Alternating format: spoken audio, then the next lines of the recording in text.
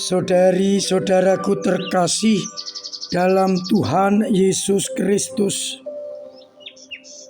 selamat pagi dan berkah dalam. Kita berjumpa kembali dalam renungan harian Kamis 9 November 2023. Hari ini gereja merayakan pesta pemberkatan gereja Basilik Yohanes Lateran. Basilik ini didirikan oleh Kaisar Konstantinus Agung tahun 324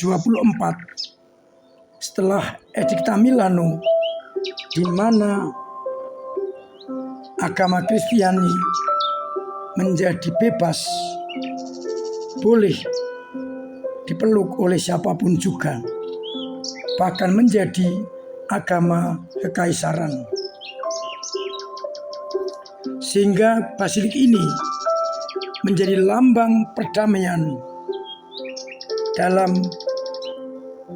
kebebasan untuk beribadat kepada Allah dalam agama Kristen.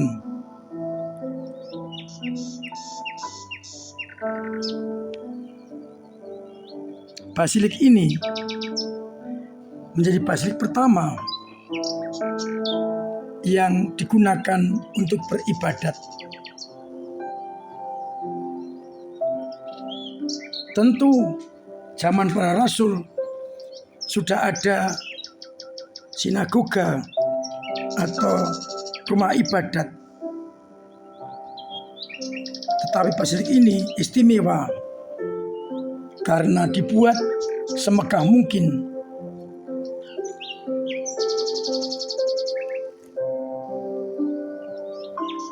dan diresmikan, diberkati dengan meriah oleh Paus Silvester pertama tahun 324.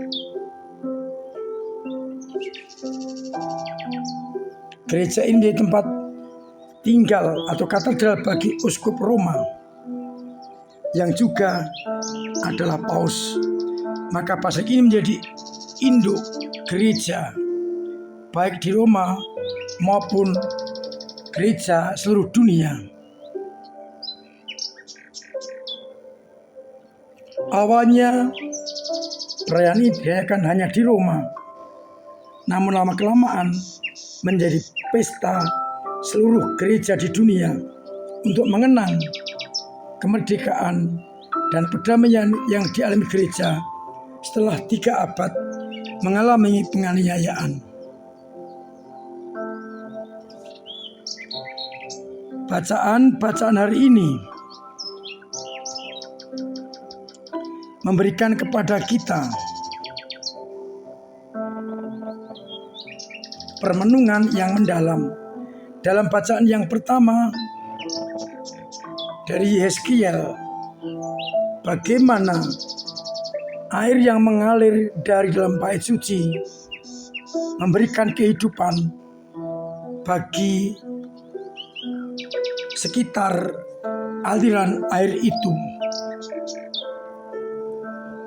Sedangkan pada bacaan yang kedua, Paulus menegaskan bahwa kita adalah tempat kediaman Allah, bait Allah, bait Roh Kudus.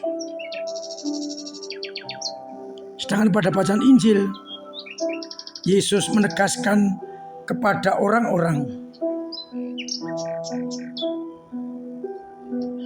rombaklah bait Allah ini, dan dalam 3 hari akan kudirikan kembali. Yang dimaksud dengan bait Allah ialah tubuhnya sendiri yang wafat dan dalam 3 hari bangkit kembali. Saudari-saudaraku terkasih, hari ini kita berbicara soal bait Allah.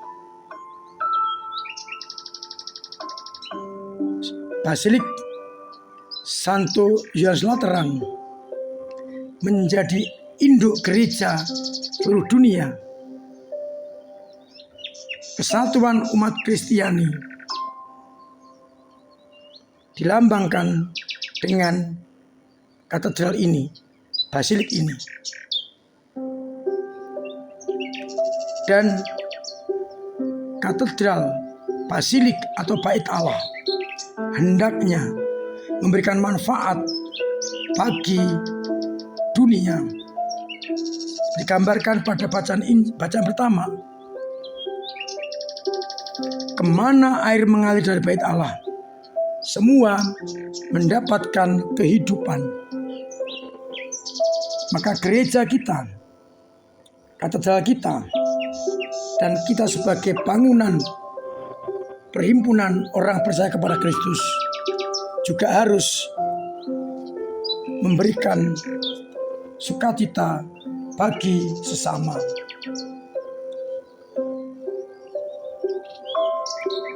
Yesus,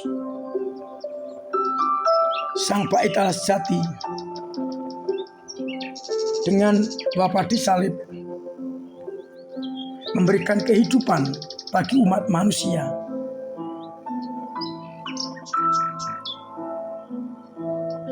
Demikian pula kita, tubuh kita menjadi bait Allah dan bait Roh Kudus. Apakah juga sudah mengalirkan sukacita bagi dunia dan bagi sesama? Untuk itu, hari ini kita diajak merenungkan soal bait Allah itu.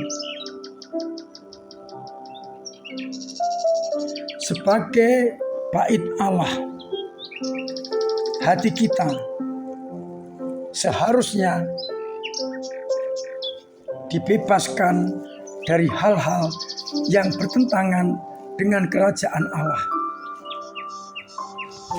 Maka kita bertanya, sikap-sikap kita sebagai anak Allah dan hati kita menjadi bait Allah, sudahkah berfungsi seperti bacaan yang pertama? Kemana air mengalir dari bait Allah, semua mendapatkan kehidupan. Seharusnya dari hati kita mengalirlah kehidupan bagi orang lain, sukacita bagi sesama. Dari hati kita mengalir air kehidupan,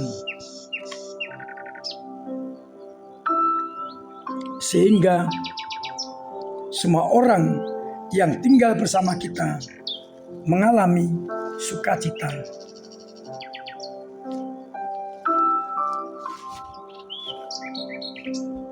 Apakah hati kita sudah mengalirkan kebaikan-kebaikan, sukacita, dan keselamatan?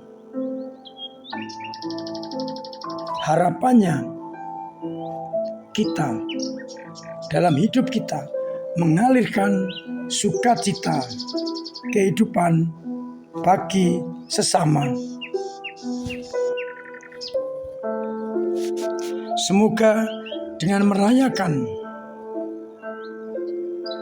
pemberkatan gereja Yohanes Lateran ini, kita disadarkan agar dari dalam hati kita mengalir sukacita, cinta kasih bagi orang lain.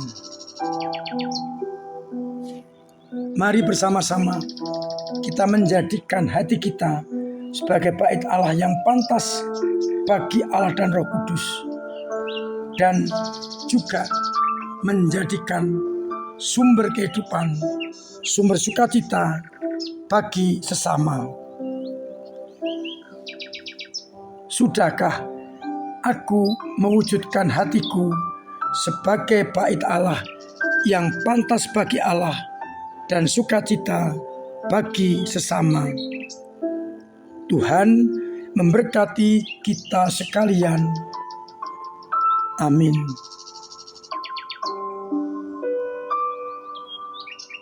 marilah kita berdoa. Bapa yang penuh kasih, kami bersyukur karena hati kami Kau jadikan kediaman yang pantas bagimu dan bagi Roh Kudus. Namun tak jarang kami kurang menjadikan hati kami suci karena ego kami, tindakan kami. Maka kuatkan kami untuk berani benar-benar menjadikan hidup kami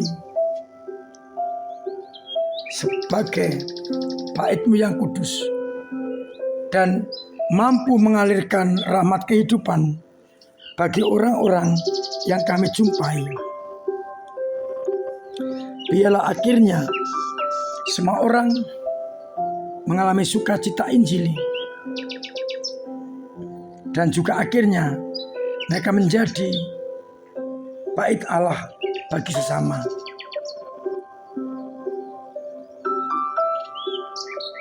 Bantulah kami untuk terus menjaga hati kami sebagai bait-Mu yang pantas dan kudus.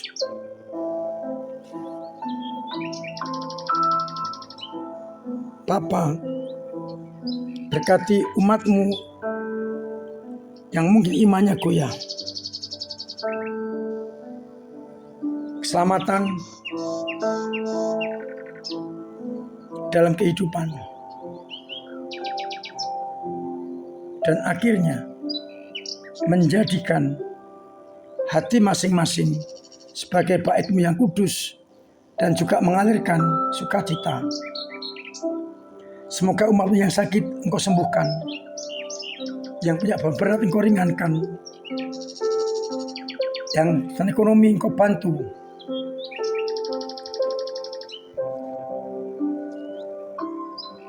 Dan semoga mereka tetap mengharapkan kasih setia-Mu.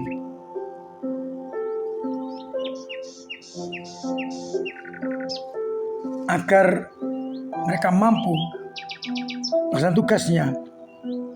Bantulah kami dengan berkat-Mu sendiri, Bapa dan Putra dan Roh Kudus.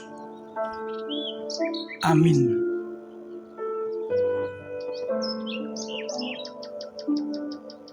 Saudara-saudaraku terkasih,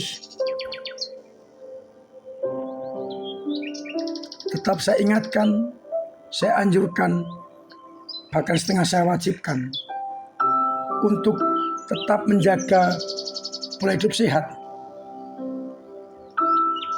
dengan melaksanakan protokol kesehatan.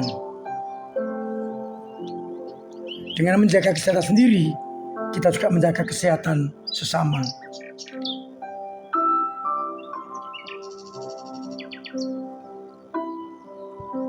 Terima kasih segala usaha panjenengan dalam mengalirkan rahmat kepada orang lain lewat gereja. Sehingga rahmat itu akan berdaya guna untuk sesama.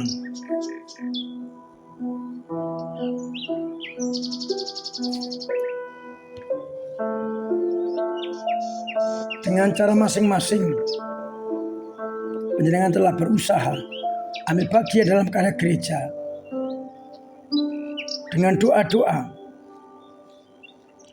dengan tenaga dan karya keterlibatan, juga dengan dana, sehingga gereja terus bisa menyalurkan rahmat itu kepada umat.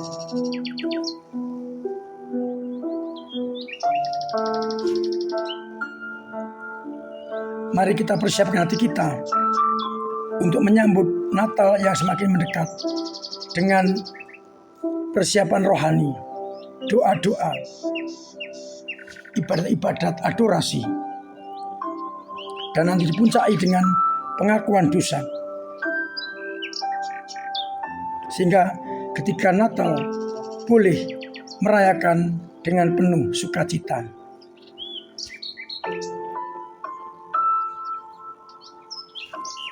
Mari bersama saling membantu saling mendukung demi gereja kita. Akhirnya saya mengucap selamat pagi, selamat merenungkan. Salam sehat, Tuhan memberkati.